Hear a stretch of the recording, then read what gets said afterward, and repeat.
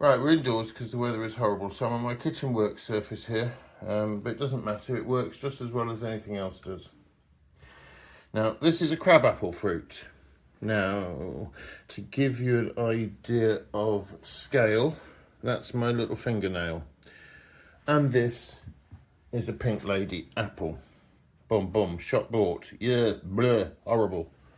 Going to be digging that apart in a minute. So crab apples are much, much smaller, but they do look a bit like apples when they're fully grown. And in fact, when you get inside them, very much like little apples. So the idea is to harvest the seeds. Now the seeds you find in the centre. There you go, just as you would, is that a seed? No, that's mush. As you would in any apple, and the idea is to dig them out. So these are slightly past their best, which is great. Crab apples aren't really for eating. You can make really beautiful jelly and jams out of them with a lot of effort, but they're great for the birds. Birds love crab apples. It's like catnip for birds, bird nip if you like. So I had 3 of these little beauties. That's half of one. That one you saw with the stalk is half of another one, see, same inside. And then there's what's left of those, that's the mush that they became once I gouged out the seeds. And from those 4, I got 1, 2, 3, 4, 5, 6, 7, 8, I got 9 crabapple seeds. I'm just letting them sit on a little bit of toilet paper at the moment just to get some of the fluid off them, only for a couple of minutes. And then I'm going to transplant them into an old seed tray that I have from shop bought begonias from outside in the front garden, which of course the front garden is not organic, although the back garden is.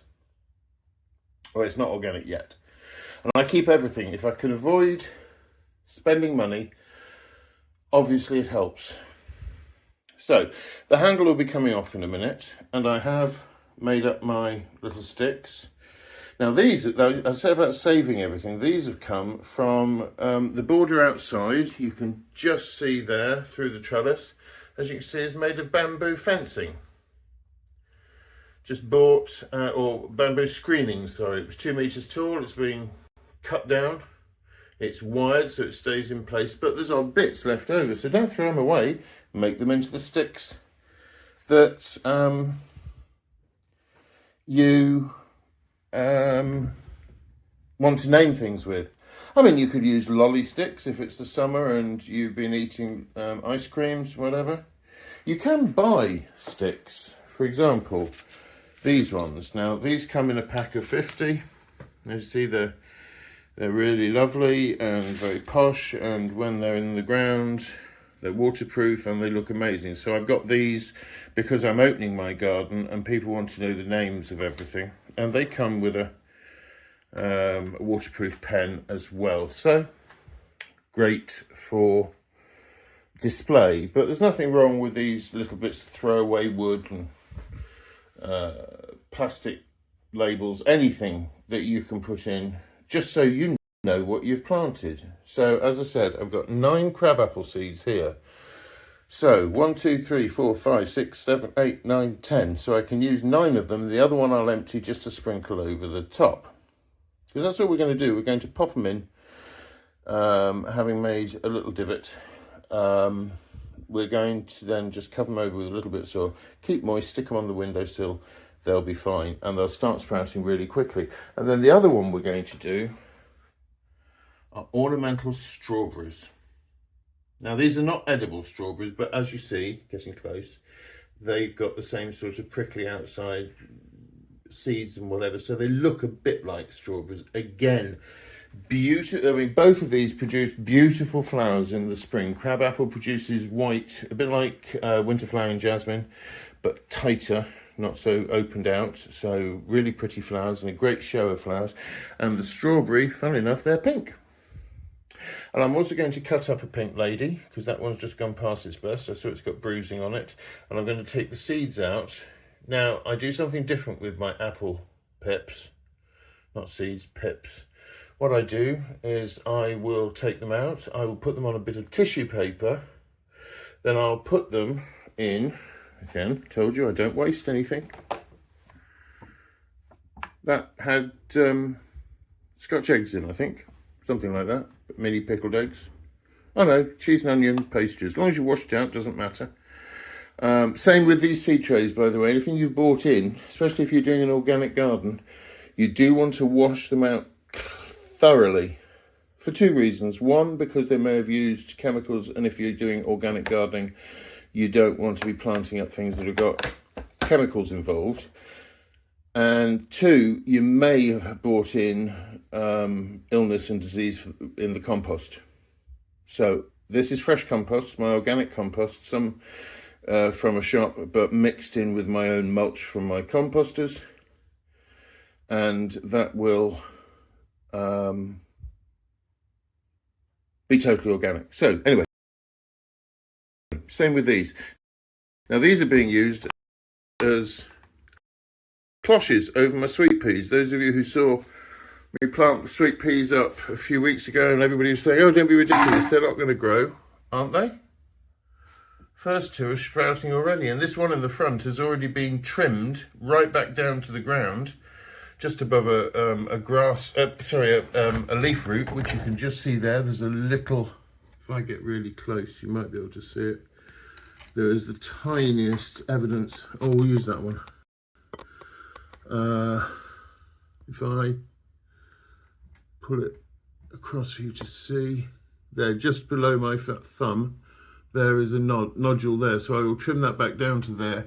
It means the stem will come up thicker and stronger, and it will help it grow. But I keep these over just to give it the, although they're indoors, just give the effect of being in something a little bit warmer so they're still getting the sun. So there we go. So with my apple trees, apple pips, they'll go on tissue like this, put in the bottom of one of these, or put on a little bit of wood or something with one of these over it, lightly misted and left.